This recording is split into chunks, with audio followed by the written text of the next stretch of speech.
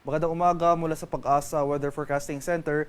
Ito ng ating update sa magiging tayo ng panahon sa susunod na 24 oras.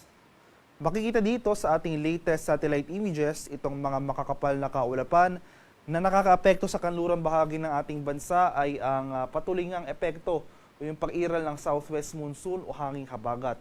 Itong hanging habagat ay magdudulot ng mga pag-ulan o yung mga tuloy-tuloy na kaulapan at pag-ulan ngayong araw sa kanlurang bahagi ng Southern Luzon, Visayas at sa Mindanao. Mas maaliwalas sa panahon naman na ating inaasahan sa Metro Manila at sa nalalabing bahagi ng ating bansa. Gayon pa man, posible pa rin yung mga tsansa ng thunderstorms o yung localized thunderstorms pagsapit ng hapon hanggang sa gabi. At patuloy nating minomonitor itong bagyo sa labas ng ating Philippine Area of Responsibility. Itong si Severe Tropical Storm Shanshan, international name niya ay Shanshan. Kanina alas 3 ng umaga, huli itong namataan sa layong 2,055 kilometers silangan ng Central Luzon. Ito ay may taglay na lakas ng hangin na malapit sa gitna na umaabot sa 110 kilometers per hour at pagbugso na umaabot sa 135 kilometers per hour. Patuloy ang paggalaw ng nasabing bagyo pahilaga sa bilis sa 15 kilometers per hour. Sa mga susunod na araw, wala pa rin tayong inaasahang magiging direktang epekto ng nasabing bagyo sa labas ng ating PAR sa anumang bahagi ng ating bansa. Hindi rin natin inaasahan na papairalin or mas palalakasin pa nitong si Bagyong Shanshan ang pag-iral ng hanging habagat sa anumang bahagi ng ating kapuluan. Gayon pa man, inaasahan natin ang patuloy na epekto nga ng hanging habagat dito sa western sections ng Southern Luzon, Visayas at Mindanao sa mga susunod na araw.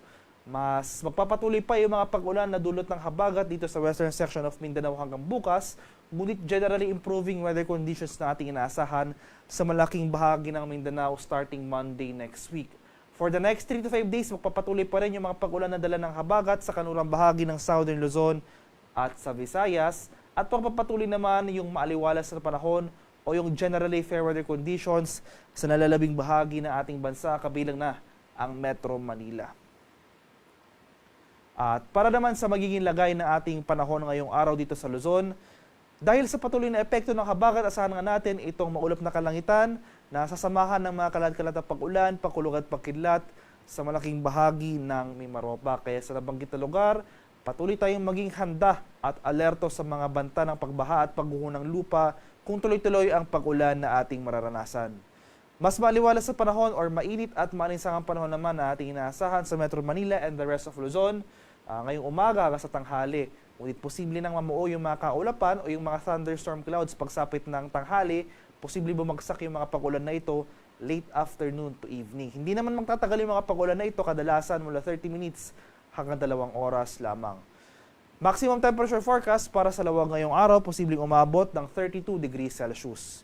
25 degrees naman dito sa Baguio City at 34 degrees Celsius sa Tuguegarao.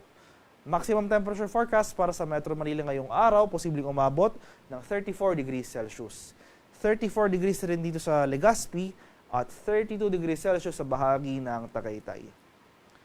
Sa areas naman ng Palawan, Visayas at sa Mindanao, itong area ng Palawan at western sections ng Visayas at sa Mindanao, namely itong mga regions ng Western Visayas, Negros Island Region, Zamboanga Peninsula, pati na rin sa mga isla ng Basilan, Sulu at Tawi-Tawi. Asahan nga natin ngayong araw ang maulap na kalangitan at mataas ring tsansa ng mga kalat-kalat na thunderstorms. Kaya maghanda rin tayo sa mga banta ng flash floods at landslides sa mga nabanggit na lugar. For the rest of Visayas and the rest of Mindanao, asahan naman natin ang bahagyang maulap hanggang sa maulap na papawirin, sasamahan lamang ng mga isolated rain showers o yung mga usual na late afternoon to evening na thunderstorms. Kaya ugaliin pa rin magdala ng payong, pananggalang yan sa mga biglaang pag-ulan na dulot ng thunderstorms. Maximum temperature forecast para sa Calayan Islands, ngayong araw posibleng umabot ng 32 degrees Celsius. 31 degrees naman dito sa Puerto Princesa, 32 degrees Celsius sa bahagi ng Iloilo at Cebu at 33 degrees Celsius sa area ng Tacloban City. Maximum temperature forecast para sa Cagayan de Oro ngayong araw, posibleng umabot ng 32 degrees Celsius. 34 degrees naman sa bahagi ng Davao at 32 degrees Celsius sa area ng Zamboanga.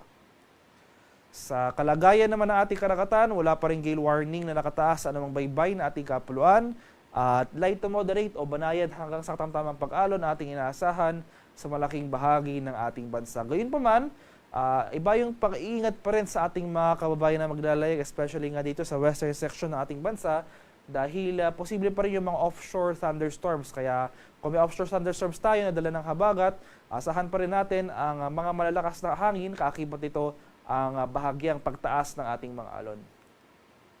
At ang haring araw dito sa Kamaynilaan ay sisikat mamayang 5:43 ng umaga at lulubog naman mamaya sa ganap na 6:13 ng hapon.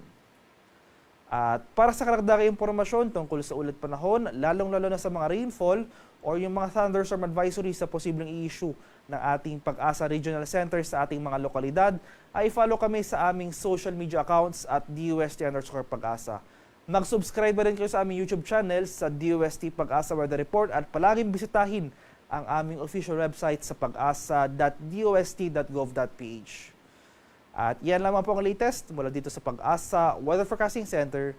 Magandang umaga sa ating lahat. Ako po si Dano Villamil, nag-uulat.